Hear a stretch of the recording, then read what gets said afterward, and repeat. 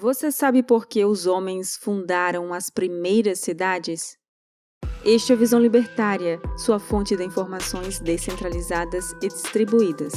Há aproximadamente 11 mil anos, o homem deixou de ser nômade e caçador para fundar a primeira cidade como conhecemos. O motivo que levou o homem a criar a primeira cidade foi a agricultura. Colher grãos oferecia menos risco e mais previsibilidade do que caçar animais selvagens com armas rudimentares. Durante todo esse tempo, acreditava-se que o homem plantava cevada para fazer pão e se alimentar, mas hoje alguns antropólogos têm uma visão diferente sobre o assunto. Sabe por que o homem criou a primeira civilização? Por causa da cerveja. No documentário How the Beer Saved the World, o Dr. Patrick McGovern, professor de bioarqueologia na Universidade da Pensilvânia, estudou potes de argila de 9 mil anos antes de Cristo que contêm traços de cerveja. Esses potes são 3 mil anos antes do que temos indícios dos primeiros pães serem feitos.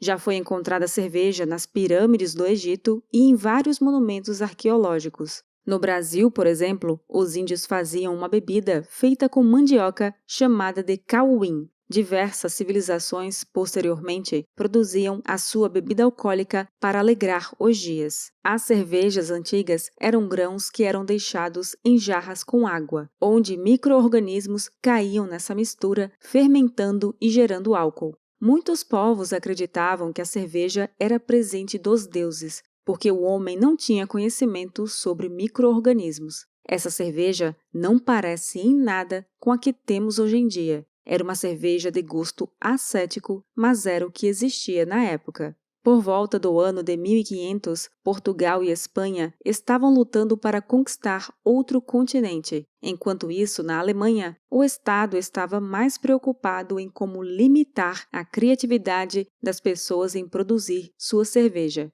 Antes dessa data, qualquer pessoa poderia criar a sua cerveja com qual ingrediente quisesse. Mas, em 1516, o Duque de Baviera, Guilherme IV, criou a Reinheitsgebot, uma lei que determinava que apenas água, malte de cevada e lúpulo poderiam ser usados. Na época, ainda não se tinha conhecimento da levedura, o que foi adicionado posteriormente na lei, assim como outros tipos de malte de centeio e trigo. O intuito era não permitir que fossem usados outros grãos a fim de guardá-los para os alimentos. Essa é a lei de alimentos mais antiga ainda em vigor. Se fizermos uma linha no sul da Europa, vemos que países como Portugal, Espanha, Itália e França plantavam uvas e, por isso, são grandes produtores de vinhos. Já os países mais ao norte, como Alemanha, Bélgica, República Tcheca e Inglaterra, plantavam cereais e logo viraram grandes produtores de cerveja. Mas isso não explica totalmente as bebidas do Reino Unido.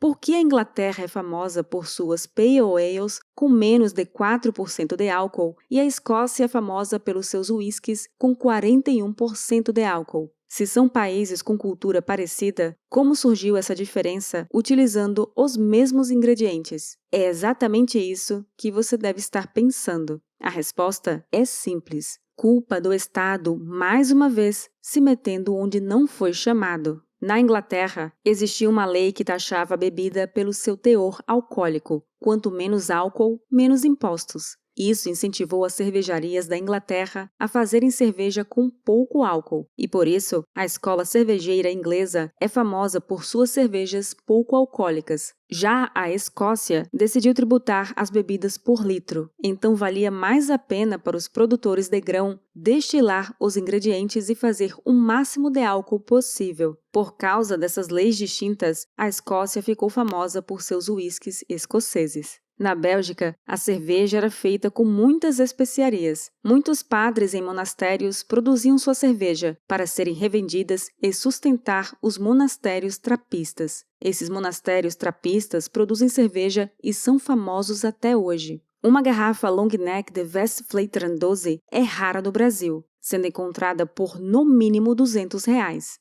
A cervejaria Houden Carolus vende mulheres beguinas que viviam como freiras, mas sem fazer voto de pobreza, em 1369. A cerveja era feita para dar às crianças enfermas, pois acreditavam que a cerveja era revigorante, além de servir como anestésico, já que nessa época não existia muitos remédios e anestésicos. Somente em 1857, Louis Pasteur conseguiu provar que a fermentação alcoólica era realizada por leveduras. Com isso, começou a se domesticar as leveduras e a cerveja como conhecemos hoje começou a tomar forma. Até então, os tanques de cerveja eram abertos e as leveduras ficavam no ar, parede e teto das cervejarias. Essa levedura selvagem, conhecida como Brettanomyces bruxellensis, caía no tanque e fermentava uma cerveja ácida. Depois da descoberta de Pasteur, uma lei feita por um burocrata estatal mandou lavar todas as cervejarias belgas. Com isso, as leveduras selvagens foram retiradas da cervejaria e esse estilo de cerveja ácida quase acabou. Se não fossem algumas poucas cervejarias descumprirem tal lei, hoje não teríamos a cerveja Lambic e Gueuze.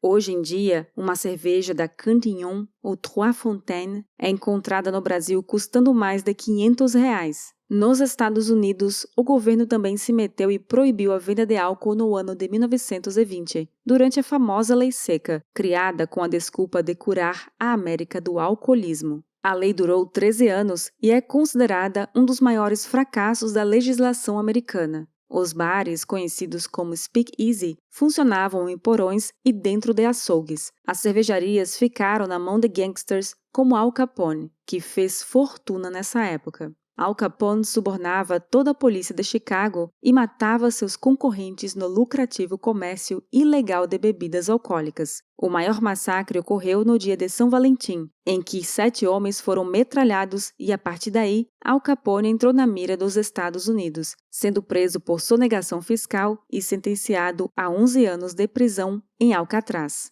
Mas e no Brasil? Você acha mesmo que não teríamos leis absurdas por aqui? No Brasil, é proibido produzir cerveja com qualquer ingrediente de origem animal. O MAPA, órgão do Ministério da Agricultura, não fornece registro caso a cerveja contenha algum item de origem animal. Não pode ser adicionado chocolate em uma cerveja por causa do leite. Em 2010, a Dado Beer fez uma cerveja chamada Dado Beer Double Chocolate Stout, e esta ficou parada no tanque por mais de 1 ano, até que o dono decidiu doá-la para amigos, porque esta não poderia ser lançada e vendida. Mas, por acordos comerciais, você pode importar cerveja com ingredientes de origem animal. Ou seja, no Brasil, você é proibido de fazer uma cerveja com mel, mas pode importar a cerveja feita em qualquer outro país contendo o mesmo ingrediente. Outro ponto é o já famoso manicômio tributário que é o nosso Brasil. É claro que na tributação de cerveja isso é ainda pior. Impostos diferentes para tamanhos e embalagens de cerveja. Isso mesmo, a mesma cerveja, se for em embalagem de 600 ml ou 750 ml, tem tarifas diferentes. Além disso, o imposto é cobrado em cima do preço de venda final do cliente direto da cervejaria, criando várias loucuras no mercado.